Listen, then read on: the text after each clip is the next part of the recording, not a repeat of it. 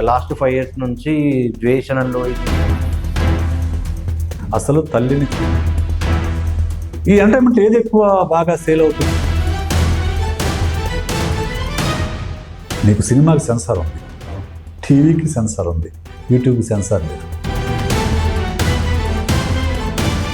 ఈ relations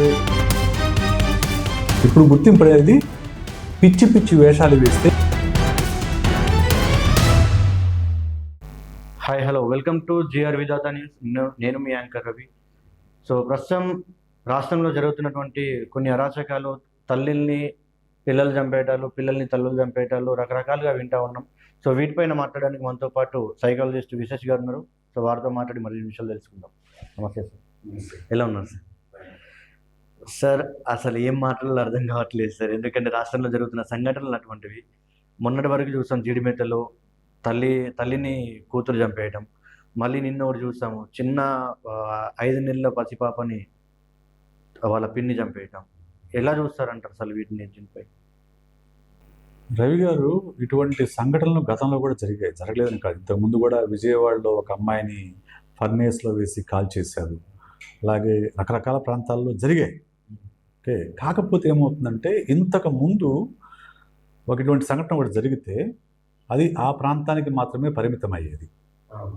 right, ఒక news వచ్చినా కానీ ఆ జిల్లా పేజీలో వేసేవాళ్ళు. ఇంకో పెద్ద న్యూస్ అయితే మెయిన్ పేజీలోకి వచ్చేది, అక్కడితో అయిపోయేది. అప్పుడు ఏమవుతుంది, పేపర్లు చదివే వాళ్ళకి మాత్రమే అది తెలుస్తుంది. ఆ తర్వాత టీవీలు వచ్చాయి. రైట్, టీవీలో ఏమవుతుంది, అప్పుడు మాత్రమే టెలికాస్ట్ అవుతుంది. ఆ రోజు మాత్రం టెలికాస్ట్ అవుతుంది. అక్కడితో మర్చిపోతారు. యూట్యూబ్ ఛానల్స్ వచ్చిన తర్వాత ఇటువంటి వాటికి విపరీతమైన ప్రచారం జరిగింది. ఏమవుతుంది, ప్రతి యూట్యూబ్ ఛానల్ దగ్గరికి వెళ్ళి అటువంటి దాని మీద స్టోరీలు చేయటము, అవి ఎప్పుడు అందుబాటులో ఉండడం. అది మామూలుగా శాటిలైట్ ఛానల్లో ఒకసారి పబ్లిష్ అవుతుంది, తర్వాత మనం తిరిగి ఉండదు. ఇంకా మళ్ళీ నెక్స్ట్ యూట్యూబ్ ఛానల్ అలా కాదు, ఎప్పుడైనా కానీ మనం తిరిగి చూడొచ్చు. సో దానివల్ల ఏమవుతుందంటే ఇది మళ్ళీ అందుబాటులోకి వచ్చి రావడం వల్ల ఇటువంటివి ఎక్కువ జరుగుతున్నాయి అని మనకు అనిపిస్తుంది. అలాగని ఎక్కువ జరగట్లేదా అని అంటే గతంలో కంటే కొంచెం ఎక్కువగానే కనిపిస్తున్నాయని చెప్పొచ్చు. మనకు విజిబిలిటీ పెరిగింది, వాటికి ఆ క్రైమ్ న్యూస్ కున్న విజిబిలిటీ పెరిగింది. ఎందుకంటే క్రైమ్ న్యూస్ అనగానే ఎక్కువ మంది చూస్తారు, అంటే ఇటువంటి సంఘటనలు ఎక్కువ మంది చూస్తారు కాబట్టి యూట్యూబ్ ఛానల్స్ కానీ శాటిలైట్ ఛానల్స్ కానీ న్యూస్ పేపర్స్ ఎక్కువ కవరేజ్ ఇస్తాయి. ప్రధానంగా మనం అర్థం చేసుకోవాల్సింది ఏంటంటే కాలంతో పాటు బంధాలు అనుబంధాలు మారుతున్నాయి కూడా. సో ఇప్పుడున్న రోజుల్లో బంధాలు అనుబంధాల కంటే కూడా ఎవరి సుఖం వాళ్ళు చూసుకోవడము, ఎవరి సంతోషం వాళ్ళు చూసుకోవడం పెరిగింది. సో దాని పర్యవసానమే ఇటువంటి హత్యలు, ఇటువంటి ఘోరాలు, నేరాలు మనం చూస్తాం. సో ఇప్పుడు ఆ జీడిమెట్ల సంఘటనే తీసుకుందాం. జీడిమెట్ల సంఘటనలో ఆ అమ్మాయి వయసు 17-18 సంవత్సరాల వయసు. 16 సంవత్సరాలు, 17-18 అనుకున్నాను. మైనర్ బాలిక. ఆ మైనర్ బాలిక ఒక అతన్ని ప్రేమించి అతని ఇంటికి వెళ్ళిపోయి అక్కడ మళ్ళీ తల్లి కేసు పెట్టి మళ్ళీ ఆ అమ్మాయి ప్రియుడితో కలిపి చంపడము, తల్లిని దారుణంగా పట్టపగలు చంపేయడం అనేది చాలా దారుణమైన విషయం. అయితే ఇది బయటకు కనిపించేది, మనకు అందరికీ న్యూస్లో కనిపించే విషయం. కానీ ఒక సైకాలజిస్ట్గా నేను అక్కడితో ఆగితే నేను సైకాలజిస్ట్ని కాలేను. రైట్, అసలు ఎందుకు ఒక పాప, ఒక 16-17 సంవత్సరాల ఒక టీనేజరు చంపాల్సినంత ద్వేషం తల్లిపైన ఎందుకు ఏర్పడింది? అదే సార్, అది ఆలోచించారు కదమ్మా. ఇప్పుడు ప్రేమించింది, తల్లి కాదంది, గొడవ పడవచ్చు, కొట్టుకోవచ్చు, కానీ చంపేయాల్సినంత ద్వేషం ఎందుకు వచ్చింది, ఎక్కడి నుంచి వచ్చింది అనేది మనం ఆలోచించాలి. ఒక సైకాలజిస్ట్ నేనైతే ఆలోచించాలి. సాధారణంగా ఏముందంటే గారు, డిస్ఫంక్షనల్ ఫ్యామిలీస్ అంటే సరైన వాతావరణం లేని ఫ్యామిలీస్ ఏవైతే ఉంటాయో, అంటే పేరెంట్స్ కొట్టుకునే ఫ్యామిలీసు, లేకుంటే పిల్లల్ని విపరీతంగా కొట్టే ఫ్యామిలీసు, పిల్లల్ని పట్టించుకోకుండా ఉండే ఫ్యామిలీసు, లేకుంటే ఎక్స్ట్రా మెరిటల్ అఫైర్స్ పిల్లల ముందు నడిపే ఫ్యామిలీసు, ఇటువంటి ఫ్యామిలీస్లో పెరిగిన పిల్లల్లో యాంటీ సోషల్ ఎలిమెంట్స్ అనేవి, యాంటీ సోషల్ థింకింగ్ అనేది ఎక్కువ ఉంటుంది. వాళ్ళు ఒక సాధారణ వ్యక్తిలాగా పెరగరు వాళ్ళు. సో అక్కడ కూడా ఆ ప్రీడిమెటరేషన్ మీద డిస్ఫంక్షనల్ ఫ్యామిలీ. ఆమెకు మొదటి భర్త చనిపోయాడు. రెండవ భర్త మొదటి భర్తతో ఈ పాప, మొదటి భర్తతో ఇప్పుడు ఈ అమ్మాయి అతను చనిపోయాడు. తర్వాత రెండవ భర్తతో మ్యారేజ్ చేసుకుంది. రెండవ భర్తకి ఇంకొక పాప పుట్టింది. ఇప్పుడు ఈ అమ్మాయి ఏమంటుంది, మా అమ్మ నన్ను ఎప్పుడు మా చెల్లెలతో సమానంగా చూడలేదు. ఓకే సార్, ఇక్కడ నీకు చిన్న క్వశ్చన్. ఇప్పుడు నార్మల్గా తండ్రి వేరే దగ్గర నుంచి అమ్మాయిని తీసుకుని వచ్చి ఇంకొక అమ్మాయి దగ్గర వేరే సంతానం కలిగి ఉంటే అమ్మాయిలో చూడడంలో వేరియేషన్ అనుకో, కానీ ఇక్కడ తల్లి ఒకటే. చిన్న పాపకైనా పెద్ద పాపకైనా తల్లి ఒకటే. ఏదైనా ఉంటే మిస్అండర్స్టాండింగ్ ఉంటే భర్తతో ఉండాలి, నాన్నతో ఉండాలి ఈ అమ్మాయికి. కానీ అమ్మతోని తల్లితోనే ఎట్లా వస్తుంది సార్ అది? ఎలాగొస్తుందంటే ఆ అమ్మాయి చెప్తుంది, మనకు తెలియదు, అక్కడ కుటుంబం అవుతానేమో మనకు తెలియదు. సో ఆ అమ్మాయిని చెప్తుంది, మా చెల్లెలతో సమానం నన్ను ఎప్పుడు చూడలేదు, నన్ను ఎప్పుడు కొడుతూ తిడుతూ ఉండేది, నన్ను ఎప్పుడు ఇన్సల్ట్ చేస్తూ ఉండేది, అందువల్ల నాకు కోపం ఉండేది చెప్పింది. ఇక్కడ ఒక సైకాలజిస్ట్గా నేను చేపించేటప్పుడు ఎప్పుడైతే బాల్యంలో ఇటువంటి అణచివేత కానీ హింస కానీ పిల్లల పైన ఉంటుందో వాళ్ళకు పేరెంట్స్ పైన కోపం ఉంటుంది, ఖచ్చితంగా ఉంటుంది. అయితే ఆ కోపం ఎదిరించేంత వరకు, తిరగబడేంత వరకు ఉంటుంది తప్ప చంపేంత ఉండదు. అంటే సార్ ఇప్పుడు మేమైనా కానీ మేము చూసిన ఏజ్లో ఒప్పటి నుంచైనా మేము భయపడేవాళ్ళం చాలా. కానీ ఇప్పుడు ఈ టైంలో లాస్ట్ 5 years నుంచి ద్వేషణలు, ఈ చంపడాలు అనేటివి, ఈ థాట్ ఎలా వస్తుంది సార్? అంటే అంత దూరంగా ఎందుకు ఆలోచిస్తారంటారు? There you are. ఓకే, ఎక్కడి నుంచి వస్తుంది అసలు తల్లిని చంపాలనే ఆలోచన? ఎక్కడి నుంచి వస్తుంది? ఓకేనా, ఫస్ట్ పాయింట్, మనము ఇంతకుముందు మనకు ఎంటర్టైన్మెంట్ ఏంటి? సినిమా కదా. సినిమాకి డబ్బులు ఉంటేనే సినిమాకి వెళ్తాం. ఓకే, పిల్లలైనా పెద్దలు ఎవరైనా కానీ డబ్బులు ఉంటే సినిమాకి వెళ్ళాలి. నేను చదువుకునేటప్పుడు నేను పండగలప్పుడు మాత్రమే సినిమా చూసే ఛాన్స్ ఉండేది నాకు. పండగ వస్తే ఒక 5 రూపాయలు ఇచ్చేవాళ్ళు. 5 రూపాయలు ఇస్తే మన దగ్గర నర్సరావుపేటలో థియేటర్కి వెళ్ళి 2 సినిమాలు చూసి వచ్చేవాళ్ళు. లేకుంటే ఊర్లో తెరగట్టి సినిమా వేసేవాళ్ళు అప్పుడు. రైట్, అది ఎంటర్టైన్మెంట్. ఎంటర్టైన్మెంట్లో మామూలు సినిమాల్లో అప్పుడు సినిమాలు కూడా కొంచెం బాగానే ఉండేవి, మరి ఇబ్బందికరంగా ఉండేవి కాదు. ఆ తర్వాత టీవీ వచ్చేసింది. టీవీ వచ్చిన తర్వాత ఏమైంది, నీకు ఇంట్లోకి వచ్చేసింది ఎంటర్టైన్మెంట్ అనేది. రైట్, సో ఎవ్రీథింగ్ ఎంటర్టైన్మెంట్ ఇంట్లోకి వచ్చేసింది. ఇప్పుడు మొబైల్లోకి వచ్చేసింది, స్మార్ట్ ఫోన్లోకి వచ్చేసింది. స్మార్ట్ ఫోన్లోకి వచ్చేసిన తర్వాత నీకు ఎవరితోనూ అసలు పిల్లలు ఏం చూస్తున్నారో పెద్దలు తెలియదు, పెద్దలు ఏం చూస్తున్నారో పిల్లలు తెలియదు. పర్సనల్ అయిపోయింది ఎంటర్టైన్మెంట్. ఈ ఎంటర్టైన్మెంట్ ఏది ఎక్కువ బాగా సేల్ అవుతుంది, ఏది ఎక్కువ బాగా టెలికాస్ట్ అవుతుంది, ఏది ఎక్కువ బాగా దొరుకుతుంది? క్రైమ్, సెక్స్, రెండు ఆర్ జోక్స్, ఇవే కదా. జోక్స్ అనేది అదే అయిపోయింది. అదే జోక్స్, ఏ రకమైన జోక్స్ అని కానివ్వండి, వల్గర్ జోక్స్ వేస్తున్నారు, సెక్సువల్ కంటెంట్, అడల్ట్ కంటెంట్ వేస్తున్నారు, ఇవన్నీ కూడా. ఎందుకు? యూట్యూబ్లో సెన్సార్ లేదు. నీకు సినిమాకి సెన్సార్ ఉంది, టీవీకి సెన్సార్ ఉంది, యూట్యూబ్కి సెన్సార్ లేదు. So anything you can telecast.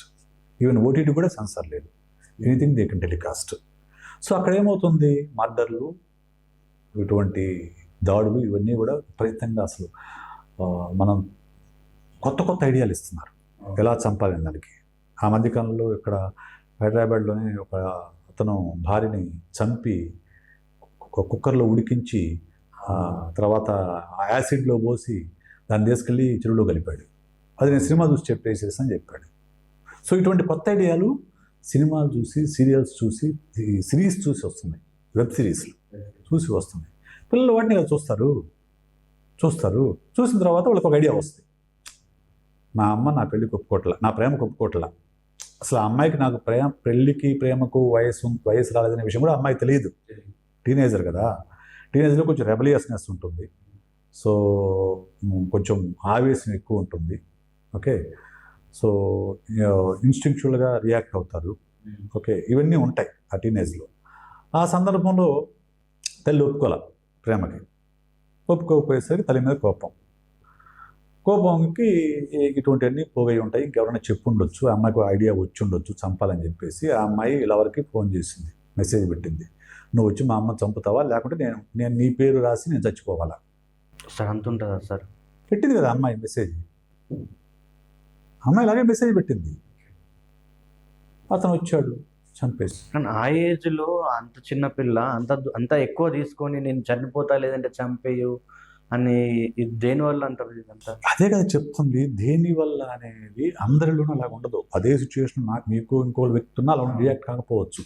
Okay, ఎవరు ఎలా రియాక్ట్ అయితే మనం చెప్పలేము. కానీ ఎప్పుడైతే పిల్లల్లో హింసాత్మకమైన ధోరణి కనిపిస్తుందో, అబ్నార్మల్గా రియాక్ట్ అవుతూ ఉంటారో, అబ్నార్మల్గా బిహేవ్ చేస్తూ ఉంటారో, ఏమాత్రం ఆలస్యం చేయకుండా వెంటనే సైకాలజిస్ట్ చూపించాలి.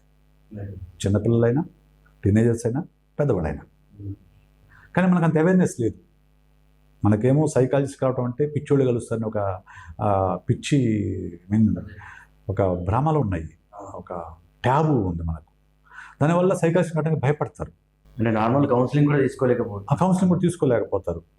ఇంకొకటి, ఇప్పుడు వాళ్ళున్న పొజిషన్కి counselling is a costly affair. ఒక్కో సెషన్కి మినిమం 1000 రూపీస్ నుంచి 3000 రూపీస్ వరకు ఛార్జ్ చేస్తారు. సో అంత వాళ్ళు ఎఫర్ట్ కూడా చేయలేరు. ఎఫర్ట్ కూడా చేయలేక వాళ్ళు చేసే పని ఏంటి, పిల్లలు ఎదురు తిరిగినప్పుడు కొడతారు. చాలామంది పిల్లలు ఎదురు తిరిగితే 4 దెబ్బలు వేస్తారు, అరుస్తారు, 4 దెబ్బలు వేస్తారు. దానివల్ల అప్పటికి ఆ పిల్లలు మౌనంగా ఉంటారు. అథారిటీ కాబట్టి అప్పటికి వాళ్ళు ఎదురు తిరగలేరు కాబట్టి మౌనంగా ఉంటారు. కానీ వాళ్ళ మనసులో కోపం ఉంటుంది, కోపం పెరుగుతుంది. అది రిపీట్ అయితే కోపం ఇంకా పెరుగుతుంది. అది ఎప్పుడో ఒకసారి ఆ కుక్కర్లో పెట్టిన ఆవిరిలాగా బద్దలైపోతుంది. అటువంటిప్పుడు ఇలాంటి సంఘటనలు జరుగుతాయి. నేరం నేరమే.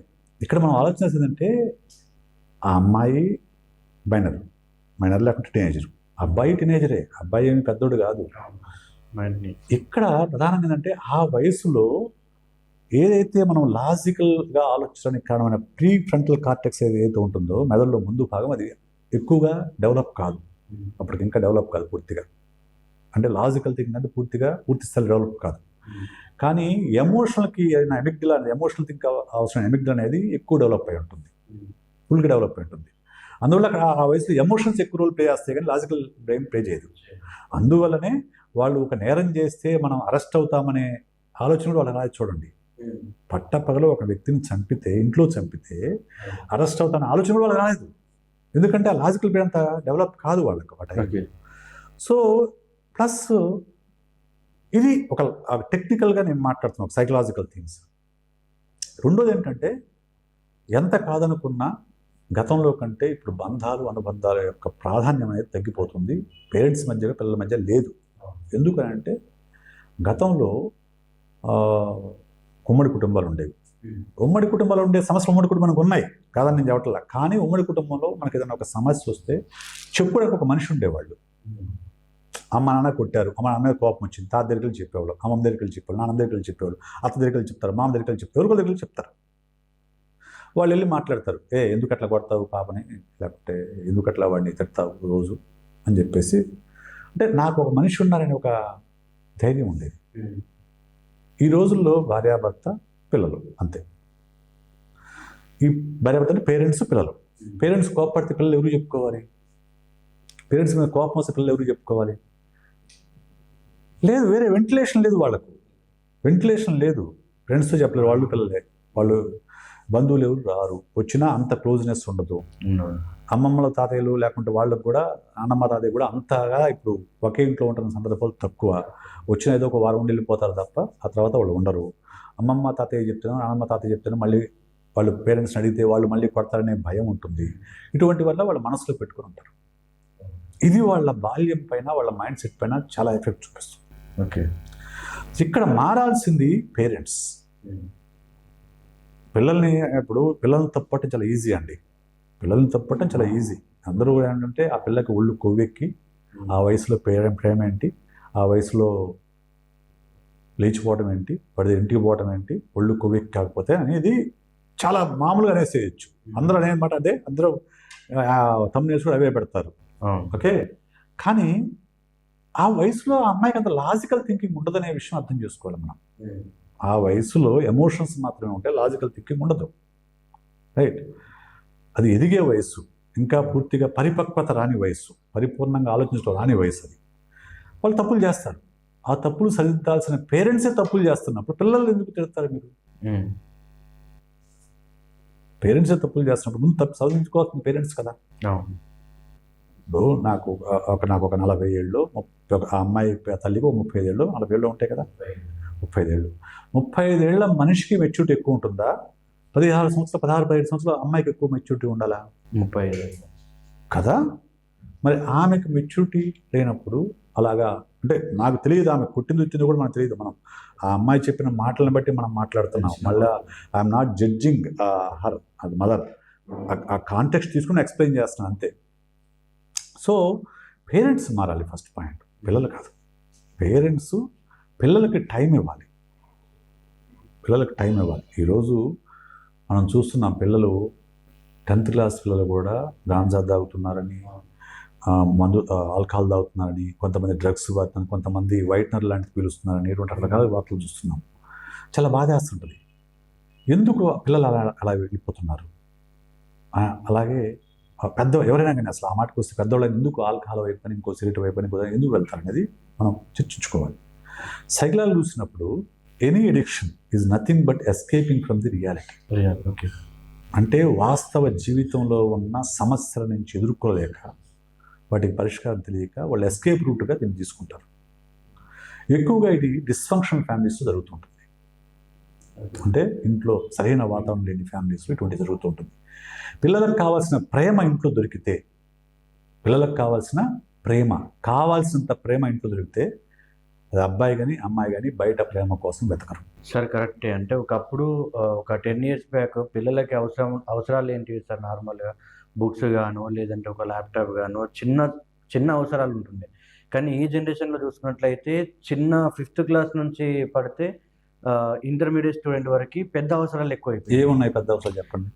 10th తర్వాత బైక్ కావాలంటున్నారు, స్మార్ట్ ఫోన్ కావాలంటున్నారు. ఆ స్మార్ట్ ఫోన్లో మళ్ళీ ఈ యాపిల్ లాంటివి ఇటువంటి వాటికి బానిస అవుతున్నారు. ఇవన్నీ కావాలంటున్నారు. కానీ అంత అంటే పేరెంట్స్ సైడ్ నుంచి కూడా ఆలోచిస్తే అంత ఎఫర్ట్ పెట్టలేరు. There you are. ఈ మధ్యకాలంలో ఒక కుర్రాడు బెంచ్ కార్ కొనేవాళ్ళని సూసైడ్ చేసుకున్నాడు. పేరెంట్స్ బెంచ్ కార్ కొనేవాళ్ళని సూసైడ్ చేసుకున్నాడు. ఆ పేరెంట్స్ వ్యవసాయ కూలీలు. ఓకే. పేరెంట్స్ వ్యవసాయ కూలీలు. వాళ్ళు ఏమన్నారు, ఒరే మేము మారుతి కొనిస్తారా అని కూడా చెప్పారు. వాళ్ళ స్థాయికి మించింది అది కూడా. అయినా కానీ కొడుకు కోసము మేము మారుతి కొనిస్తామని చెప్తే వాడు లేదు, నాకు బెంజినే కావాలన్నాడు. ఒక వ్యవసాయ కూలి, లేకుంటే ఒక మామూలు ఉద్యోగి బెంజ్ కొనగలడా? కొనలేకుండా కానీ వాడు అదే కావాలని పట్టుబట్టాడు. వాళ్ళు కొనివ్వలేకపోతే అతను సూసైడ్ చేసుకున్నాడు. రైట్.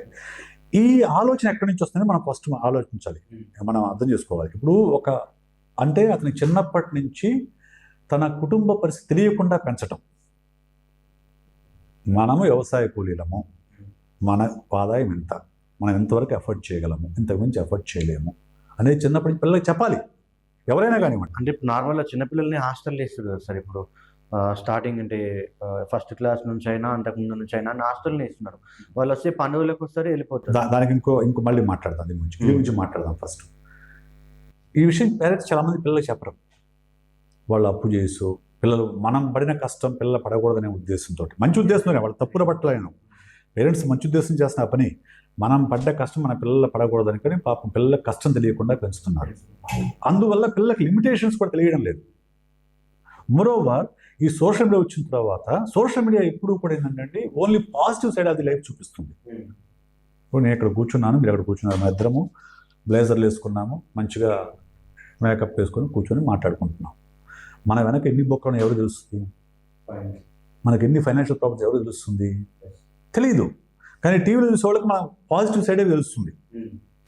విశేష్ గారు మంచి బ్లేజర్ వేసుకొని కూర్చొని తెలుస్తుంది.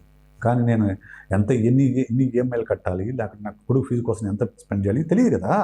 కష్టం కన్నీళ్ళు తెలియదు సోషల్ మీడియాలో. సో టీనేజర్స్ ఏంటంటే ఈ సోషల్ మీడియాలో చూసినప్పుడు అంతా కూడా వాళ్ళకు చాలా బ్రైట్గా కనిపిస్తుంటుంది ప్రపంచం అనేది. వాడికి అది ఉంది, వాడికి ఈ కారు ఉంది, వాడికి ఆ స్మార్ట్ ఫోన్ ఉంది, ఇవే కనిపిస్తూ ఉంటాయి, కానీ లిమిటేషన్స్ తెలియదు వాళ్ళకు. సో దానివల్ల వాళ్ళ డిమాండ్స్ పెరిగిపోతూ ఉంటాయి. అది ప్రధానమైన కారణం. దానికి సొల్యూషన్ ఏంటంటే పిల్లలకు చిన్నప్పటి నుంచి కూడా నీడ్కి వాంట్కి మధ్య డిఫరెన్స్ చెప్పాలి. ఓకే. Need versus want. చాలామంది పేరెంట్స్ కూడా తెలియదు ఈ తేడా. అవసరం ఏంటి, కోరిక. పేరెంట్స్గా నా డ్యూటీ నీ అవసరాలు తీర్చడం నా డ్యూటీ, నీ కోరికలు తీర్చడం కాదు. నీ కోరికలు కూడా నేను తీర్చగలమైతే నేను తీరుస్తాను. ఓకే. నా స్థాయికి మించిన కోరికలు నేను తీర్చలేను, నువ్వు పెరిగి పెద్దయి జాబ్ సంపాదించుకొని తీర్చుకో. ఇప్పుడు సింపుల్ చెప్తాయి, మీరు స్మార్ట్ ఫోన్ కావాలి, ఓకే, హై స్కూల్ పిల్లలకు స్మార్ట్ ఫోన్ ఎందుకు అనేది క్వశ్చన్ కదా. చేయలేదా స్మార్ట్ ఫోన్? సరే, ఇప్పుడు ఈ రోజుల్లో యూజ్ చేస్తాను, ఏదో అసైన్మెంట్లో అవి ఇస్తాను, యూజ్ చేస్తాను అనుకోండి. 10,000 స్మార్ట్ ఫోన్ వస్తుంది కదా, 15,000 వచ్చేస్తుంది కదా స్మార్ట్ ఫోన్, మంచిగానే. దానికి ఐఫోన్ ఎందుకు? అది problem. Smart phone is need, iPhone is want. కోరిక అది. అంటే వాళ్ళు ఏంటి, ఫోన్ ద్వారా తన గౌరవాన్ని పెంచుకోవాలనే భ్రమలో ఉన్నారు పిల్లలు. అది నాకు ఐఫోన్ ఉంటే నన్ను గొప్పగా చూస్తాడనే భ్రమలో ఉన్నారు. పిల్లలకి చెప్పాలి చిన్నప్పటి నుంచి కూడా, టీచర్స్, పేరెంట్స్, ఎడ్యుకేషన్ సిస్టమ్ కూడా ఏం చెప్పాలంటే, మీ గౌరవము, మీ విలువ అనేది మీరు వేసుకునే బట్టల్లోనూ, లేకుంటే మీరు వాడే బైక్లోనూ, మీరు వాడే ఫోన్లోనూ ఉండదు. మీ గౌరవం అనేది మీ పర్సనాలిటీలో, మీ వ్యక్తిత్వంలో ఉంటుంది, మీ మాటల్లో, మీ చేతల్లో, మీరు సాధించే విజయాల్లో ఉంటుంది. వాళ్ళు ఎడ్యుకేట్ చేయాలి పిల్లల్ని చిన్నప్పటి నుంచి కూడా. ఈ పని జరగడంలా సొసైటీ ఈ పని జరగకపోవడం వల్ల పిల్లలు ఎక్స్ట్రీమ్కి వెళ్ళిపోతున్నారు. ఇప్పుడు నిన్ననే ఒక వీడియో వైరల్ అయింది. ఒక ఒడిస్సాలో కుర్రాడు రైల్వే ట్రాక్ పైన పడుకున్నాడు, మధ్యలో రైలు ట్రాక్ మధ్యలో పడుకున్నాడు రైలు పోయేటప్పుడు. రైట్, ప్రాణాంతకమైన ఫీడ్ కదా అది, ప్రాణాంతకం కదా. ఎందుకు చేశాడు ఆ కుర్రాడు? చెప్పండి, ఎందుకు చేశాడు? మీరు చెప్పండి, ఎందుకు చేశాడు? కామన్ మ్యాన్గా చెప్పండి. నార్మల్ ఒకటి అంటే ఒక ఎఫెక్షన్, ఇక అంటే వీడియో చేయాలి. మనకు వచ్చే దాని ఆ వీడియో కింద కామెంట్స్ వచ్చేదంటే, ఒళ్ళు కొవ్వెక్కి చేశారు, ఒళ్ళు బలిష్ చేశాడు, వీడి ప్రాణం అంటే లెక్కలేదు, బ్లా బ్లా బ్లా బ్లా బ్లా అని రకరకాల వీడియోస్ వస్తాయి. పేరెంట్స్కి బుద్ధి లేదు, వీళ్ళకి ఈ తరం అంతా ఇంత చెడిపోతుంది, ఇదే మాట్లాడుతూ ఉంటారు. రైట్, నిజానికి ఏంటంటే వాస్తవంగా సైకలాజికల్గా మనం పరిశీలించినప్పుడు ఏ మనిషి అయినా కానీ గుర్తింపు కోరుకుంటాడు. ఒక గుర్తింపు కోరుకుంటాడు. ఇప్పుడు మీరున్నారు, ఒక యాంకర్గా మీరు ఒక గుర్తింపు మీరు కోరుకుంటారు. ఒక సైకాలజిస్ట్ని ఈరోజు మీకు ఇంటర్వ్యూ ఇస్తున్నాను, నాకు ఒక గుర్తింపు వస్తుందని నేను ఇస్తాను. రాస్తున్నా అంటే నాకు గుర్తింపు నేను కోరుకుంటాను. ఎవరైనా అంతే, ఒక గుర్తింపు కోరుకుంటారు. రైట్, పాజిటివ్ వేలో ఏంటంటే, గతంలో ఏంటంటే గుర్తింపు అనేది మనిషి సాధించిన విజయాలను బట్టి వచ్చేది. రైట్, అంటే ఒక వ్యక్తి, ఒక కుర్రాడు స్కూల్ ఫస్ట్ వస్తేనో, క్లాస్ ఫస్ట్ వస్తేనో, రన్నింగ్ రేస్లో ఫస్ట్ వస్తేనో, లేకుంటే డ్రామాలు బాగా వేస్తేనో, లేకుంటే ఒక ఎలక్ట్యూషన్లో బాగా కాంపిటీట్ చేస్తేనో ఒక గుర్తింపు వచ్చేది, ప్రైజ్ ఇచ్చేవాళ్ళు, వాడు ఎస్ ప్రౌడ్గా ఫీల్ అయ్యేవాడు. రైట్, అది పాజిటివ్ వే. రైట్, ఇప్పుడు గుర్తింపు ఎలా వస్తుంది చెప్పండి? వేషధారణ. ఇప్పుడు గుర్తింపు అనేది పిచ్చి పిచ్చి వేషాలు వేస్తే, వెకిలి మాటలు మాట్లాడితే, వెకిలి జోకులు వేస్తే, వెకిలిగా బిహేవ్ చేస్తే ఆ రీల్స్ వైరల్ అవుతున్నాయి. వాడికి గుర్తింపు వస్తుంది. ఇప్పుడు నాకున్న పాపులారిటీ కన్నా, నాకు చాలా తక్కువ పాపులారిటీ ఉందని అనుకుంటున్నాను, పెద్ద ఎక్కువ ఏం లేదు. నాకున్న పాపులారిటీ కన్నా అగ్గిపెట్టె మంచకున్న పాపులారిటీ ఎక్కువ. అవునా కదా? ఫ్రాంక్గా మాట్లాడుకుందాం. నేను ఎక్కువ చదివి ఎక్కువ తెలివితేటలతో ఉన్నానా, అతను ఉన్నాడా? మీరే ఉన్నారు కదా. కానీ ఇక్కడే సార్ పాయింట్, సొసైటీ ఏంటంటే మీలాంటి వాళ్ళని యాక్సెప్ట్ చేయట్లేదు. అటువంటి వాటికి ఇంట్రెస్ట్ ఇస్తున్నారు, ఎంటర్టైన్మెంట్కి ఇంట్రెస్ట్ ఎక్కువ ఇస్తున్నారు. ఎంటర్టైన్మెంట్ కోరుకుంటున్నారు వాళ్ళు. సో ఎంటర్టైన్మెంట్ కోరుకుంటున్నారు. అటువంటి వాళ్ళని, ఐఎమ్ సారీ అబౌట్ అగ్గిపెట్టి మంచి, అతను మానసికంగా సమస్య ఉన్న వ్యక్తి. ఓకే, అతనికి తెలిసి చేస్తున్న బిహేవియర్ కూడా కాదు, అది మానసిక సమస్య ఉంది. కానీ అతన్ని వాడుకుంటున్నారు మీడియా, సోషల్ మీడియా వాడుకుంటుంది విపరీతంగా. అతను కూర్చోబెట్టి వీడియోలు చేసుకుంటున్నారు, డబ్బులు సంపాదించుకుంటున్నారు. అటువంటి వాళ్ళు మన చుట్టూ చాలామంది ఉన్నారు సోషల్ మీడియాలో. వాళ్ళని కూర్చోబెట్టి ఇంటర్వ్యూలు చేసేవాళ్ళు, విపరీతంగా వాళ్ళకి హైప్ ఇచ్చేవాళ్ళు. సార్ ఒక దారుణం చూసాను సార్, లైవ్ ఇంటర్వ్యూ నడుస్తుంది, యాంకర్ క్వశ్చన్ ఇస్తుంది. Sir anchor also female anchor. ఇటు ఒక అమ్మాయి సిగరెట్ తాగుతూ నా ఇష్టం అని మాట్లాడుతుంది. ఇంకొక అతను ఉన్నాడు, మనం మాట్లాడుకోవాలి, సునిసిత్ ఉన్నాడు. సునిసిత్ మాట్లాడే అబద్ధాలు అందరికీ తెలుసు కదా. తెలుసా తెలీదా? మీరు చెప్పండి, తెలుసా తెలీదా? అందరికీ తెలుసు. అయినా కానీ అతను కూర్చోబెట్టి ఇంటర్వ్యూలు ఇస్తారు. ఎందుకు? వ్యూస్ వస్తాయి, లైక్స్ వస్తాయి. యూట్యూబ్ ఛానల్స్ కావాల్సిన అదే. అతను ఒక మానసికమైన సమస్యతో బాధపడుతున్న వ్యక్తి, గుర్తింపు కోసం వాడు నోటి కూర్చొని మాట్లాడుతున్నాడు. అతను చదువుకునే వ్యక్తి కాదు, మళ్ళా అతను ఎంటెక్ అనుకుంటా. ఎంటెక్ ఒక కాలేజీలో లెక్చర్ కూడా చేసినట్టున్నాడు అతను. నేను చదివిన somewhere I read his biography. So అతనికి ఉన్న పాపులారిటీ ఒక మామూలు టీచర్కో లేకుంటే ఒక మంచి ఎంప్లాయీకో లేదు కదా. సో అప్పుడు మీరు ఏ రోల్ మోడల్ ఇస్తున్నారు పిల్లలకి? ఎలాగైనా కానీ నువ్వు పాపులర్ రావు, ఎలాగైనా కానీ పాపులర్ రావు అనేదే అదే కదా మనం ప్రొజెక్ట్ చేస్తుంది. సో అందువల్లనే వాళ్ళు అటువంటి రిస్కులు తీసుకుంటారు. అందులో ఆ ఏజ్లో రిస్క్ ఎక్కువ. మొన్న ఇంకొకటి వీడియో కూడా షార్ట్ కూడా చూశాను. ఒక అతను ఒక బిల్డింగ్ పై నుంచి ఫీడ్ చేయడానికి రీల్ కోసం ట్రై చేస్తూ కింద నుంచి పడి చనిపోయాడు. గోడ పైన ఇట్లా ఎగిరి ఇట్లా గోడ పైన నుంచోవాలి, ఆ బ్యాలెన్స్ తప్పింది, కింద పడి చచ్చిపోయాడు. అది నిల్చొని ఉంటే చప్పట్లు కొట్టేవాడు, చప్పట కొట్టేవాడు, చనిపోయాడు. కానీ దాన్ని కూడా వాళ్ళు అప్లోడ్ చేశాడు, దానికి కూడా లైక్స్ వ్యూస్ వస్తాయి. అదే దారుణం. సో ఈరోజు సోషల్ మీడియా వచ్చిన తర్వాత నువ్వేమైనా చెయ్యి, నీకు లైక్స్ వ్యూస్ ఉంటే చాలు. దానివల్ల గుర్తింపు వస్తుంది, గౌరవం వస్తుంది, డబ్బులు వస్తున్నాయి. వాళ్ళని కూర్చోబెట్టి శాటిలైట్ ఛానల్ కూర్చోబెట్టి ఇంటర్వ్యూ చేస్తానంటే సిగ్గు లేకుండా. చూసాను. ఇటువంటి వాళ్ళని కూర్చోబెట్టి వీళ్ళకి ఇన్ఫ్లుయెన్సర్ ఒక పేరు పెట్టారు, ఇన్ఫ్లుయెన్సర్. ఒకప్పుడు ఇన్ఫ్లుయెన్సర్ అంటే ఎవరు? టీచర్లు, ప్రొఫెసర్లు, సమాజంలో కొంచెం గౌరవంగా కొంచెం స్వాతంత్రం కోసం పాల్పడిన వాళ్ళు, సమాజ సేవ, వీళ్ళు ఇన్ఫ్లుయెన్సర్స్. ఇప్పుడు ఇన్ఫ్లుయెన్సర్లు ఎవరండి? 1 lakh సబ్స్క్రైబర్స్ ఉన్న ప్రతి ఒక్కరు ఇన్ఫ్లుయెన్సర్. అంతే, 1 lakh సబ్స్క్రైబర్స్ నువ్వు ఇన్ఫ్లుయెన్సర్ అంతే.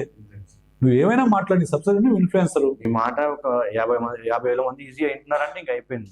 నీకు మొన్న ఈ మధ్య ఒక టీచర్ ఎవరు డ్యాన్స్ వేసింది, ఆవిడ పేరు నేను చెప్పను, లేడీ కాబట్టి. టీచర్ వచ్చి డ్యాన్స్ వేసింది ఒక ఆవిడ, ఇద్దరు పిల్లలతోటి.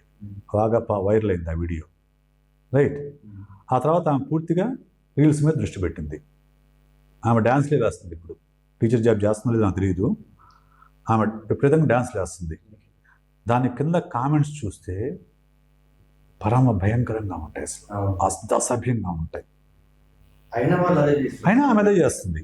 ఎందుకంటే ఒక టీచర్గా చేస్తే ఆమెకు వచ్చే జీతం ఎంత? అంటే ఓ ప్రైవేట్ స్కూల్ టీచర్ వచ్చే జీతం ఎంత? ప్రైవేట్ స్కూల్ టీచర్ ఆమె 30,000, 20,000. 20,000 ఎక్కువ, 20,000 ఎక్కువ. ఓకే, ఈరోజు ఆమెని ఓపెనింగ్స్ పిలుస్తున్నారు, ప్రమోషన్స్ చేయించుకుంటున్నారు. ఒక ప్రమోషన్ చేస్తే ఒక 20,000 ఇస్తారు వాళ్ళు, ఒక ఓపెనింగ్కి వెళ్తే ఒక 10,000 ఇస్తారు. నేను నెలంతా కష్టపడి ఒక రోజులో వచ్చేస్తున్నాను కదా, ఆమెకి ఈజీ మనీ కదా. సో ఆమె దానికే ఫిక్స్ అయిపోయింది. సో ఇది తప్పు ఎక్కడుంది? ఇది టోటల్గా మన చుట్టూ ఉన్న వ్యవస్థ మొత్తం అట్లా మారిపోయిన తర్వాత కేవలం పిల్లలు మాత్రం ఎందుకు తప్పుపడతారు? టీనేజర్స్ మాత్రం ఎందుకు తప్పుపడతారు? అందరూ అదే పని చేస్తారు కదా. ఈవెన్ పెద్ద పెద్ద పొలిటీషియన్స్ యూట్యూబ్ ఛానల్స్ ఓపెన్ చేసుకున్నారు, ఓపెన్ చేసుకొని వాళ్ళు నచ్చిన మాడేస్తూ ఉన్నారు. అలాంటప్పుడు పిల్లలు మాత్రం ఎందుకు ఇది చేస్తారు? వాళ్ళు ఎడ్యుకేట్ చేయాల్సిన బాధ్యత ఎవరిది? తల్లిదండ్రులు, స్కూల్స్ కదా. స్కూల్స్ ఆ పని చేస్తున్నాయా? స్కూల్స్ ఏం చేస్తున్నాయి ఈరోజు? స్కూల్లో ఏం చెప్తున్నారు? ఎక్కడన్నా ఏ స్కూల్ అంటే వాటి గురించి మాట్లాడుతున్నారా? లేదు. కేవలం స్కూల్ అంటే వెళ్ళడం, పుస్తకం పట్టుకోవడం, చదవడం, ఇంటికి రావడం, ఇంతే. వేరే విషయాలు ఏమైనా మాట్లాడుతున్నారా? ఎడ్యుకేట్ చేస్తున్న వాళ్ళకి డిజిటల్ లిటరసీ, డిజిటల్ అడిక్షన్స్ సంబంధించి ఏమైనా క్లాసులు చెప్తున్నారా వాళ్ళకు? ఇట్లా ఇంట్లో తల్లిదండ్రుల మాట వినట్లేదు సార్, బయట టీచర్స్ మాట ఎక్కడ వింటారు సార్? వినరు అనేది తప్పండి. చెప్పాల్సిన పద్ధతిలో చెప్తే ఎవరైనా వింటారు. ఇప్పుడు మా దగ్గర కౌన్సిలింగ్ తీసుకొస్తారు పిల్లల్ని. ఓకే, పేరెంట్స్ ఏమంటారంటే, సార్ మేము ఎంత చెప్పినా వెంటలు ఇస్తారంటారు. వెంటలు వేస్తారు, మా వాడు ఫోన్ వదలట్లేదు ఇస్తారంటారు. మా దగ్గర కౌన్సిలింగ్ తీసుకొచ్చిన తర్వాత నేను ఒక 4-5 సెషన్లో, ఒక 10 సెషన్లో చెప్తా, తను ఫోన్ వదిలేస్తాడు. ఓకే, జరిగినాయి సార్. నా దగ్గరికి ఒకసారి లాస్ట్ ఒక కరోనా అయిపోయిన తర్వాత ఒక కుర్రాడు ఫోన్ తీసుకుందని వాళ్ళ అమ్మని చంపబోయాడు, గొంతు పిసికాడు. ఆమెకు భయం వేసింది. టీనేజ్ కుర్రాడు చంపేస్తాడని భయం వేసి ఆమె కౌన్సిలింగ్ తీసుకొచ్చింది. వాళ్ళ ఫాదర్ ఏమో వేరే ఊర్లో ఉంటాడు, జాబ్ చేస్తున్నాడు. తల్లి ఇద్దరే ఉంటారు. వీడు ఏ టైంలో ఏం చేస్తాడని భయం వేసి ఆమె కౌన్సిలింగ్ పట్టుకొచ్చింది. He got addicted to games. అంతే, స్మార్ట్ ఫోన్లో గేమ్స్కి అడిక్ట్ అయిపోయాడు. ఆ అడిక్షన్ తీసేస్తే వాడిని తట్టుకోలేని పరిస్థితిలోకి వచ్చేసాడు. ఆ అడిక్షన్ నుంచి డీఅడిక్షన్ ప్రోగ్రామ్ చేయాలి ఒకటి. సో డిజిటల్ డీఅడిక్షన్ అనేది మనం నడిపించాలి, ఆ ప్రోగ్రామ్ నడిపించాలి నిదానంగా, step by step, step by step, step by step. Phone ఎంతవరకు వాడాలి, ఏదికి వాడకూడదు. ఓకే. అది మీరు ఎన్ని రోజుల్లో చేయగలుగుతారు సార్ నార్మల్గా? It will take digital addiction అనే డీఅడిక్షన్ అనేది ఒక 2-3 months పడుతుందండి. అంటే రోజు ఉండదు, వీక్లీ వన్స్, వారానికి ఒక సెషన్ తీసుకుంటే 2-3 నెలల్లో, అంటే వాళ్ళకున్న సివియారిటీని బట్టి ఓ 2-3 నెలల్లో వాళ్ళు ఫోన్ వదిలేయమని నేను ఎప్పుడు చెప్పను. నేను మళ్ళీ చెప్తున్నాను, టీవీల్లో కానీ యూట్యూబ్ ఛానల్లో కానీ ప్రతి పిల్లవాడికి స్మార్ట్ ఫోన్ ఇవ్వమని చెప్పి ఏకైక సైకాలజిస్ట్ నేను చెప్తాను. ప్రతి పిల్లలకి, ప్రతి బిడ్డకి ఒక స్మార్ట్ ఫోన్ ఇవ్వండి. అంటే ఏజ్ వాళ్ళకి సార్? టీనేజర్స్కి, ఒక వయసు దాటిన తర్వాత, చిన్నపిల్లలకు కాదు. ఓకే, ఇవ్వండి. కానీ దాన్ని ఎలా, ఎందుకు ఉపయోగించాలో నేర్పించండి. మనం స్మార్ట్ ఫోన్ ఇస్తున్నాం కానీ ఎందుకు ఉపయోగించాలో నేర్పించట్లేదు మనం. సార్ టెక్నాలజీ పెరిగిపోయింది కదా సార్, ఇప్పుడు పిల్లలు తల్లిదండ్రులు చెప్పేంత వరకు ఆగట్లేదండి. అది కాదు, ఇప్పుడు నువ్వు చెప్పకపోతే వాడు ఏదైనా చేస్తాడు దాంతో. కానీ స్మార్ట్ ఫోన్ ఎంత గొప్ప సాధనం అని చెప్పి చెప్పండి. అందరూ స్మార్ట్ ఫోన్ ఆడిపోసుకుంటారు, కానీ నా దృష్టిలో చాలా గొప్ప రెవల్యూషన్ అంట నేను. ఎందుకంటే మీకు కావాల్సిన నాలెడ్జ్ మొత్తం నాకు దొరుకుతుంది. ఇప్పుడు యూట్యూబ్లో పిచ్చి వీడియోలు చూడవచ్చు, అదే యూట్యూబ్లో ఖాన్ అకాడమీ వీడియోలు కూడా చూడవచ్చు కదా. యూట్యూబ్లో రీల్స్ చూసి కాలం గడపచ్చు, అదే యూట్యూబ్లో నీకు అర్థం కాని లెసన్స్ సంబంధించిన ఎక్స్ప్లెనేషన్స్ కూడా చూడవచ్చు. ఏది ఉపయోగించాలి, ఎవరి చేతుల్లో ఉంది? మన చేతి కదా. ఫోన్ అనేది న్యూట్రల్ ఆబ్జెక్టు. దీంట్లో ఇది అనేది ఒక సాధనం మాత్రమే. దీన్ని ఎలా ఉపయోగించాలనేది మన చేతుల్లో ఉంది.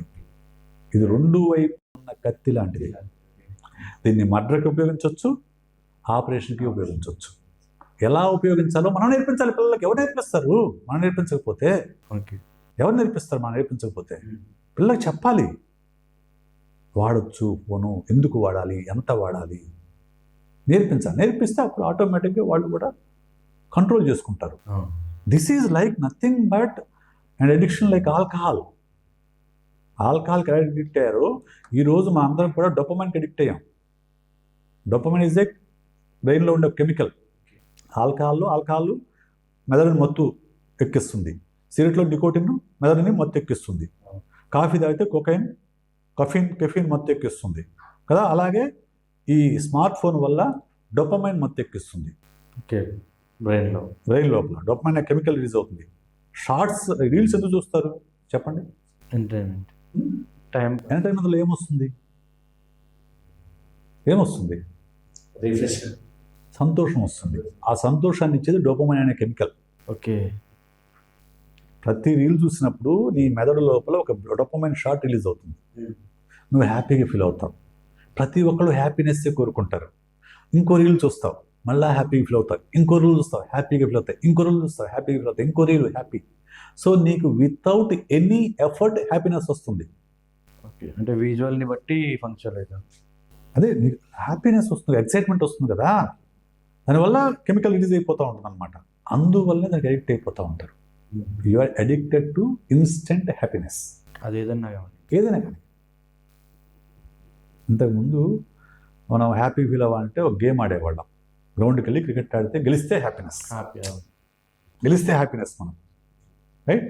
లేకపోతే బాధపడేవాళ్ళం. లేకపోతే ఎగ్జామ్లో ఫస్ట్ వస్తే హ్యాపీనెస్.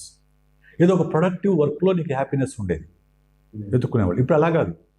ఒక రీల్ చూస్తే హ్యాపీనెస్, ఒక వీడియో చూస్తే హ్యాపీనెస్, మనం పెట్టిన ఫోటోకి లైక్స్ వస్తే హ్యాపీనెస్ కదా. అందువల్లనే ఇప్పుడు టీనేజ్ పిల్లలు కూడా సెక్సీ ఫొటోస్ పెడుతూ ఉంటారు, డిఫరెంట్ డ్రెస్ తోటి. ఇవన్నీ అడిక్షన్స్. వీటిని ప్రాపర్గా అడ్రస్ చేయాలి. కొడితేనే తిడితేనే మారరు వాళ్ళు. కొడితే తిడితే మారరు వాళ్ళు. ప్రాపర్ కౌన్సిలింగ్ థెరపీ ద్వారానే వాళ్ళు ఇది అవుతుంది. సో ఈ బ్రాడర్ థింగ్స్ మనము అడ్రస్ చేయకుండా పిల్లల్ని కొట్టడం తిట్టడం వల్ల వాళ్ళ కసి పెరుగుతుంది తప్ప ఎలాంటి ప్రయోజనం ఉండదు. వాళ్ళ ఆ క్షణానికి మీకు భయపడి నోరు మూసుకుంటారు తప్ప వాళ్ళ మనసులో మీ మీద కోపం పెరుగుతుంది. సో బేసిక్గా పేరెంటింగ్ మారాలి. ఈ తరానికి తగ్గట్టుగా పేరెంటింగ్ మారాలి. మనం ఏం చేస్తున్నామంటే 5G ఫోన్లో 3G సిమ్ వేస్తున్నాం. బ్రెయిన్ చెప్పేది. 5G ఫోన్లో 3G సిమ్ వేసి ఎలా పనిచేస్తుంది? అలాగే ఈ 21st సెంచరీకి మనము లాస్ట్ సెంచరీ పేరెంటింగ్ పనికిరాదు. పేరెంటింగ్ అనేది పాతకాల పేరెంటింగ్ ఈ టైంకి పనికిరాదు. పేరెంటింగ్ మారాలి, పిల్లల్ని పెంచే పద్ధతి మారాలి, వాళ్ళతో మాట్లాడే పద్ధతి మారాలి, వాళ్ళ ఇష్టాయిష్టాలను గుర్తించే పద్ధతి మారాలి, వాళ్ళకి రెస్పెక్ట్ ఇచ్చే పద్ధతి మారాలి. ఇవన్నీ మారినప్పుడే వాళ్ళు ఒక గుడ్ సిటిజన్గా ఎదుగుతారు. లేకుంటే ఇదిగో ఇటువంటి దీనికి పాల్పడతారు. సార్ అంటే ఇప్పుడు అదంతా ఒక ఎత్తు. ఇప్పుడు నార్మల్ రిలేషన్స్ ఈ అమ్మాయిలు కానివ్వండి, అబ్బాయిలు కానివ్వండి, ఆఫ్టర్ కాలేజ్ ఒక డిగ్రీ ఏజ్ కానీ, ఒక ఇంటర్ ఏజ్ కానీ, ఈ రిలేషన్స్ ఇప్పుడు బాగా పెరిగిపోయినాయి సార్. ఒకళ్ళపైన ఒకళ్ళు ప్రేమలు పెంచుకోవటాలు, తర్వాత విడిపోయిన తర్వాత కూడా దాన్ని తీసుకోలేకపోతున్నారు. సో ఇటువంటి వాళ్ళ గురించి ఏం చెప్తారు, రిలేషన్స్ గురించి? There you are. So first point ఏంటంటే మనం అందరం కూడా అనేది ఏంటంటే ఈ తరం చెడిపోయింది, ఈ తరం చెడిపోయిందని నేను అంటాను. నా తరం వాళ్ళు అంటారు, బా ఈ తరం అంతా చెడిపోయిందబ్బా అంటారు. నన్ను మా తాతలు కూడా అదే మాట అన్నారు, వాళ్ళ తాతలు కూడా అదే మాట అన్నారు. Okay, circulating. ఓకే, ఇది జనరేషనల్ కాన్ఫ్లిక్ట్. ఒక జనరేషన్కి ఇంకో జనరేషన్కి మధ్య కాన్ఫ్లిక్ట్ ఖచ్చితంగా ఉంటుంది. నేను సింపుల్ దాన్ని చెప్తా. మీరు ఒకప్పుడు చిట్టపట్ట చినుకులు పడుతూ ఉంటేనే ఒక నాగేశ్వరరావు అను వి సరోజ సాంగ్ ఒకటి ఉంది, rain song, first rain song in Telugu. ఆ సాంగ్ వేస్తే విపరీతంగా విమర్శించారట. హీరో హీరోయిన్ ఏంటి వర్షంలో పడి పాట పాడండి, ఇద్దరు పాపం చక్కగా చీరగట్టుకుని ఉంటుంది, ఆమె ఆయన కోటేసుకుంటాడు, అదేమి ఎక్స్ప్లిసిట్ ఏముండదు. మామూలు రెయిన్ సాంగ్కే చాలా తీవ్రమైన విమర్శలు వచ్చాయి అప్పట్లో అదే ఎక్కువ, అప్పట్లో ఎక్కువ. ఆ తర్వాత నాగేశ్వరరావు స్టెప్ వేస్తే హీరో స్టెప్ వేయటం ఏందని అన్నారు. అప్పుడు హీరోలు కూడా స్టెప్ వేసేవాళ్ళు కాదు, హీరోయిన్స్ మాత్రం స్టెప్స్ వేసేవాళ్ళు, హీరో ఇట్లా నుంచి ఉండేవాడు, ఇట్లా చేతులు పెట్టుకుని. ఓకే, నాగేశ్వరరావు అందరూ విమర్శించారు. తర్వాత చిరంజీవి వచ్చిన తర్వాత చిరంజీవిని విమర్శించారు, వీడేంటి అసలు ఆడవాళ్ళలాగా స్టెప్ వేస్తున్నానని చెప్పేసి. అప్పట్లో హీరో హీరోయిన్లు మామూలుగా డ్రెస్సులో ఉంటే ఈ ఎక్స్ప్లిసిట్ డ్రెస్ అనేవి క్లబ్ డాన్స్లకు వేసేవాళ్ళు. ఇప్పుడు ఎవరు వేస్తున్నారు అన్నమాట ఆ పని? పెద్ద పెద్ద స్టార్ హీరోయిన్లు కూడా ఐటమ్ సాంగ్స్ చేస్తున్నారు. అంటే అప్పుడు క్లబ్ డాన్స్ ఇప్పుడు ఐటమ్ సాంగ్ అంటారు, అంతే, పెద్ద డిఫరెన్స్ ఏం లేదులేండి, పేరు మారింది. అదే పని హీరోయిన్లు కూడా చేస్తున్నారు కదా. అంటే కాలంతో పాటు అన్నీ మారుతూ ఉంటాయి, రైట్? అలాగే బంధాలు అనుబంధాలు కూడా. ఒకప్పుడు పేరెంట్స్ వెళ్ళి, ఎందుకంటే మహాత్మా గాంధీ పెళ్ళి ఎప్పుడు జరిగింది, ఏ వయసులో జరిగింది చెప్పండి? I'm not sure, maybe 24. 13 ఏళ్ళకి, 14 ఏళ్ళకు. వాళ్ళ ఆవిడకి 12 ఏళ్ళప్పుడు. గంట. ఎస్, అప్పుడు అది వెరీ కామన్, అది వెరీ కామన్. బాల్య వివాహాలని చాలా కామన్ అది. ఆయనకు 15 ఏళ్ళకి పిల్లలు పుట్టారు సార్. లేకపోతే 16 లోపే, అంటే 18 లోపే ఆయన పిల్లలు అయితే పుట్టారు. ఓకే, వెరీ కామన్ ఆ రోజుల్లో అది. అంటే నార్మల్గా విన్నాం సార్, అంటే నా చిన్న ఏజ్లోనే పెళ్ళి అవుతుంది అని, ఒక ఏజ్ వచ్చిన తర్వాత పంపిస్తారని విన్నా, కానీ మరి అంత చాలా చాలా చిన్నతనంలోనే ఆయన పిల్లలు పుట్టారు. ఆయన కాకపోయినా సరే నేను తప్పు అనుకుందాం, ఆ వయసులో చాలా కామన్. 15 ఏళ్ళకి పిల్లలు పుట్టిన లేడీస్ చాలా మంది ఉన్నారు. ఈరోజు ఒప్పుకుంటారా 15 ఏళ్ళకి పెళ్లి చేయడానికి? అసలు పెళ్ళిగా ఒప్పుకోవట్లేదు సార్, ఇప్పుడు ఒప్పుకోవట్లేదు కదా. మరి అప్పుడు అది రైట్ అయింది కదా, మరి ఇప్పుడు ఎందుకు తప్పైంది? రైట్, ఇప్పుడు రైట్ కదా, రైట్ అనే కదా పేరెంట్స్ చేశారు పెళ్ళిళ్ళు అప్పుడు 15 ఏళ్ళకి 16 ఏళ్ళకి. మరి ఇప్పుడు ఎందుకు తప్పైంది అది? అంటే మారే కాలంతో పాటు చిన్న వయసులో పెళ్లి చేస్తే స్త్రీలకు సమస్యలు వస్తాయి, పిల్లలు కూడా ఆరోగ్య సమస్యలు వస్తాయని గుర్తించారు కాబట్టి పెళ్లి వయసుని 18 ఏళ్ళుగా నిర్ణయించారు. 18 ఏళ్ళు నిర్ణయించారు. సో అప్పట్లో పేరెంట్స్ వెళ్ళి పిల్లని చూసేస్తే ఇతను వెళ్ళి తాడి కట్టేవాడు. పిల్లని చుట్టం ఉండదు, అబ్బాయి అమ్మాయిని చుట్టం అనేది లేదు గతంలో. మరి పెళ్లిలో నీకు తెర ఎందుకు కడతారు మధ్యలో? ఓకే, తెర ఎందుకు అనుకున్నారు? ఎందుకు కడతారు అది తెర? అప్పుడే ఫస్ట్ టైం అబ్బాయి అమ్మాయిని చూడడం, జీలకర్ర అది పెట్టిన ఇప్పుడే ఫస్ట్ టైం చూస్తాడు పాతకాలంలో. ఓకే, కాలం తప్పుడు మారిపోయింది కదా. నార్మల్ ఇప్పుడు ఫార్మాలిటీ యూజ్ చేస్తున్నారు, అది ఫార్మాలిటీ అయిపోయింది, అదొక సంప్రదాయం అయిపోయింది తప్ప ఎందుకంటే ఎవరికి తెలియదు. అదే ఫస్ట్ టైం చూసేవాళ్ళు అబ్బాయి అమ్మాయిని ఫస్ట్ టైం చూసేవాళ్ళు. తర్వాత అబ్బాయి పెళ్లి చూపు చూడటం మొదలైంది. అబ్బాయి కూడా వెళ్ళి పెళ్లి చూడటం మొదలైంది. ఆ తర్వాత పెళ్లికి ముందు అబ్బాయి అమ్మాయి మాట్లాడుకోవడం మొదలైంది. ఆ తర్వాత పెళ్లికి ముందు అబ్బాయి అమ్మాయి కలిసి తిరగటం మొదలైంది. ఫోటో షూట్స్ ఉన్నాయి, ప్రీ వెడ్డింగ్ షూట్స్ ఉన్నాయి. తర్వాత పెళ్లికి ముందే లివిన్ మొదలైంది, లివిన్ ఉంటున్నారు. ఇప్పుడు అలాగే పెళ్లికి ముందే ప్రీ మ్యారిటల్ సెక్స్ ఉంటుంది. ఈ జనరేషన్లో pre marital sex is not a sin. మనము కూర్చొని తప్పండి, ఘోరమండి, నేరమండి అని మీరు 100 మాట్లాడుకున్నా, 100 డిస్కషన్స్ పెట్టినా అది ఆగదు. ఓకే, నేను చేయలేము ఉంటాను. ఇంకా ఏం చేయలేరు మీరు. నెక్స్ట్ చేంజ్ అవుతుంది సార్. ఇప్పుడు మీరు అన్నట్లు దీని నుంచి ఇంకా పైకి వెళ్తుంది, కానీ ముందుకు వెనక్కి రాదండి. ఏ కల్చర్ కూడా వెనక్కి రాదు. నువ్వు ఎంత తీసుకురావాలి, ఆ టైంలో ఉన్న వాళ్ళకి ఇది బెటర్ అనిపిస్తుంది. ఇప్పుడు మనకి అంతే. ఏ కల్చర్ కూడా ముందుకు రాదు, వెనక్కి రాదు, ముందుకే వెళ్తుంది. ఇప్పుడు నా దగ్గర కౌన్సిలింగ్ వస్తారు కదా, వాళ్ళు ఎవరో కూడా ఇంతకు ముందు పెళ్లి చేసుకోవడానికి ముందు అమ్మాయి వర్జిన్గా ఉండాలని కోరుకునేవాళ్ళు కదా, అమ్మాయి వర్జిన్గా ఉండాలని కోరుకునేవాళ్ళు, లేకుంటే అమ్మాయికి ఎలాంటి రిలేషన్స్ ఉండకూడదని కోరుకునేవాళ్ళు. ఈ రోజు ఎవరైనా కోరుకోవట్లేదు, పాసిబిలిటీ లేదు, ఎవరైనా కోరుకోవట్లేదు అసలు. వాళ్ళ అబ్బాయిలు క్లారిటీ ఉంది వాళ్ళకి, ఈ జనరేషన్కి. సార్ నా దగ్గరకు వచ్చాక బాగుంటే చాలు సార్. రైట్. కానీ ఇంకో ప్రాబ్లం ఏంటి సార్ అంటే, పెళ్ళి అయిన తర్వాత కూడా చాలా మంది పాత రిలేషన్స్ ని చూస్ చేసుకుంటున్నారు. అది దట్ ఈస్ డిఫరెంట్. మళ్ళీ అది వేరే కేసు. అది ఫస్ట్ పాయింట్ కోరుకుంది. అబ్బాయిలు అమ్మాయిలు కూడా చాలా క్లారిటీ ఉంది ఈ జనరేషన్లో. ప్రీ మ్యారిటల్ ఉండవచ్చు, క్లారిటీ ఉంది. కాకపోతే పెళ్ళి అయ్యాక ఎలాంటి తప్పుదారికి వెళ్ళకపోతే చాలు అనే దీనిలోనే ఉన్నారు. అది కరెక్ట్ కూడా. పెళ్ళైన తర్వాత ఎక్స్ట్రా మ్యారిటల్ అఫైర్ ఇవ్వడం కరెక్ట్. కానీ ఇప్పుడు సుప్రీంకోర్టు ఏం చెప్పింది, extra marital affair is not a crime అని చెప్పింది. మళ్ళీ నీకు నచ్చకపోతే నువ్వు డివోర్స్ తీసుకో అని చెప్పింది. రైట్. డివోర్స్ కూడా ఎందుకు పెరిగినాయి రేట్లు, డివోర్స్ రేట్ పెరిగింది ఎందుకు? ఒకప్పుడు కుటుంబం మొత్తం కూడా ఆ భర్త పైనే ఆధారపడి ఉండేది, కుటుంబ యజమానిగా. ఈరోజు అలా కాదు కదా, అమ్మాయిలు కూడా జాబ్స్ చేస్తున్నారు, ఈక్వల్గా సంపాదిస్తున్నారు. ఎప్పుడైతే ఫైనాన్షియల్ ఇండిపెండెన్స్ వస్తుందో వాళ్ళకు కూడా స్వేచ్ఛ వస్తుంది. వీడు బెదిరిస్తే వాళ్ళు బెదిరే పరిస్థితి లేదు. నువ్వు వేంద్ర గొట్టం, నీతో పాటు నేను సంపాదిస్తున్నా అంటున్నారు. కానీ మగాళ్ళ మైండ్ సెట్ మారలా. ఈ రోజుకి మగాడు మా ఆవిడే వంట చేయాలనుకుంటాడు. ఆ అమ్మాయి ₹1,00,000 సంపాదిస్తుంది, ఇతను ₹1,00,000 సంపాదిస్తుంది. సపోజ్ ఇద్దరు సాఫ్ట్వేర్ ఇంజనీర్లు, పొద్దున్నే వెళ్తారు, పొద్దున్నే వస్తారు. కానీ మా అమ్మాయి వచ్చి కాఫీ పెట్టాలి, ఆ అమ్మాయి మళ్ళీ చేయాలి, పొద్దున్న వంట మళ్ళీ పొద్దున్న లేచి ఆ అమ్మాయి వండాలి. వీడు ఎందుకు చేయడు? ఇద్దరు ఈక్వల్ కదా, ఇద్దరు ఈక్వల్ సంపాదిస్తున్నారు కదా. ఇప్పుడు ఆ అమ్మాయికి పని లేకపోతే ఇంట్లో ఉంటే okay, she can share the house hold work. ఇద్దరు వర్క్ చేసినప్పుడు ఇద్దరు ఇంటి పని కూడా షేర్ చేసుకోవాలి కదా. చేసుకుంటున్నారా? సో ఈ మైండ్ సెట్, మగాళ్ళ మైండ్ సెట్ మారడం లేదు.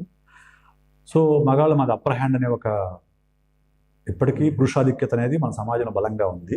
దానివల్ల ఆడవాళ్ళు కూడా ఎదురు తిరుగుతున్నారు. ఎక్కడైతే పురుషాధిక్యత ఎక్కువగా ఉంటుందో, ఎక్కడైతే తమని అణిచివేస్తారో, ఎక్కడైతే తమకు ఇంపార్టెన్స్ ఇవ్వరో, అప్పుడు వాళ్ళు కూడా వేరే వ్యక్తి వైపు చూసే అవకాశం ఉంది. ఎక్స్ట్రా మ్యారిటల్ అఫైర్స్ అనేవి all the times not for sex. అన్ని సందర్భాలను ఎక్స్ట్రా మ్యారిటల్ అఫైర్ సెక్స్ కాదు. సోషల్ మీడియాలో దానికి ఒళ్ళు కొవ్వెక్కింది, దులిపేసుకుంటున్నారు, ఇట్లా వల్గర్ కామెంట్స్ పెడతారు. ఓకే, ఎక్స్ట్రా మ్యారిటల్ అఫైర్స్ అనేవి not all the time sex కోసం కాదు. ఒక గుర్తింపు కోసం కావచ్చు, ఒక సాంత్వన కోసం కావచ్చు, ఒక ఎమోషనల్ కనెక్షన్ కావచ్చు. ఇంట్లో దొరకని, అది మళ్ళీ అది చెప్తా, చిన్నపిల్లలకైనా పెద్దవాళ్ళకైనా ఎవరికైనా కానీ ఇంట్లో గనక ప్రేమ దొరికితే ఆ ప్రేమ కోసం బయట చూడరు. ఇంట్లో ప్రేమ, గుర్తింపు, గౌరవం దొరికితే, స్వేచ్ఛ దొరికితే దానికి మళ్ళీ బయట చూడరు. అది దొరకనప్పుడే వాళ్ళు దొంగచాటుగాను ఇంకో రకంగాను ఆ ప్రయత్నాలు చేస్తారు. పిల్లలకైనా పెద్దకైనా ఇదే సూత్రం, ఇదే సూత్రం. అది మానవ నైజం. ఇప్పుడు మనకు సామెత ఉంది కదా, తలుపులేసి పిల్లిని కొడితే పిల్లి కూడా తిరుగుతుంది సామెత ఉంది కదా. Same thing. లేడీని ఇంట్లో పెట్టి నువ్వు ఎక్కడ కదలకూడదు, ఇంట్లోనే ఉండు అంటే ఆ అమ్మాయి ఎవడో ఒకటి తగులుతాడు, వాడు ఏదో ఆశ చూపిస్తాడు, ఆ అమ్మాయి టెంప్ట్ అయిపోతుంది. అది అది ఎప్పుడూ ఉంది. కాకపోతే ఈ జనరేషన్లో కొంచెం ఎక్కువ ఉంది, కొంచెం ఫ్రీడమ్ ఎక్కువ ఉంది కాబట్టి కొంచెం ఎక్కువ ఉంది. కాకపోతే ఈ జనరేషను సెక్స్ని ఒక సిన్గా చూడడం లేదు, సెక్స్ని ఒక ఏదో పాప కార్యంగా చూడట్లా వాళ్ళు. ఓకే నడుస్తుంది అంటే దాని గురించి పెద్ద ఇష్యూ ఏంటి అంటున్నారు. నేను డిఫరెంట్ జనరేషన్తో మాట్లాడగలుగుతాను కాబట్టి నా దగ్గరికి 16 to 60 years వాళ్ళు వస్తారు క్లయింట్స్. కాబట్టి ఈ జనరేషన్ ఏమనుకుంటుంది, ఆ జనరేషన్ ఏమనుకుంటుంది తెలుస్తుంది కాబట్టి చెప్తున్నాను నేను. సో ఈ జనరేషన్లో ఈజ్ మోర్ ఫార్వర్డ్ థింకింగ్. అంటే మీ అంటే ముందు వాళ్ళకంటే ఎక్కువ ఆందోళన పడాల్సిన అవసరం లేదండి. అది కామన్, జనరేషన్కి మార్పు అనేది కామన్గా జరిగే ప్రాసెస్. అదేమి మనం ఆందోళన పడిన మాత్రం అది ఆగదు, దాన్ని వెనక్కి తీసుకురాలేము. రైట్. సో నెక్స్ట్ అంటే ఇప్పుడు రిలేషన్ గురించి మాట్లాడాం కదా సార్. ఈ పెళ్ళి అయిన తర్వాత మళ్ళీ రిలేషన్ని కంటిన్యూ చేయటం, అదే చెప్పేది. పెళ్ళి అయిన తర్వాత రిలేషన్ కంటిన్యూ కూడా పెళ్లిలో ఆ వైవాహిక బంధంలో అతనికి కానీ ఆమెకు కానీ కావాల్సిన ప్రేమ, గుర్తింపు, గౌరవము, సుఖము ఇవన్నీ దొరికితే ఎవ్వరూ కూడా ఎక్స్ట్రా మ్యారిటల్ అఫైర్ వైపు వెళ్ళరు. అన్డౌటెడ్లీ. ఎక్కడ ఉంటే ఎక్సెప్షన్స్ ఉంటాయి, ఉండవని నేను చెప్పను. అంటే మేజర్గా అయితే అంతే, లేదు. కొంతమంది జనరేషన్లో they want to have different sexual experiences. ఎందుకంటే ఇప్పుడు ఫోన్ అనేది అందరికీ స్మార్ట్ ఫోన్లోకి వచ్చేసింది కాబట్టి డిఫరెంట్ ట్రై చేయాలని వాళ్ళు ప్రయత్నం చేసేవాళ్ళు ఉన్నారు. దానికి కనుక పార్ట్నర్ కోఆపరేట్ చేసింది అనుకో, they want look at others. Okay, అయితే ఇక్కడ ఇంకొక సమస్య కూడా ఉంది.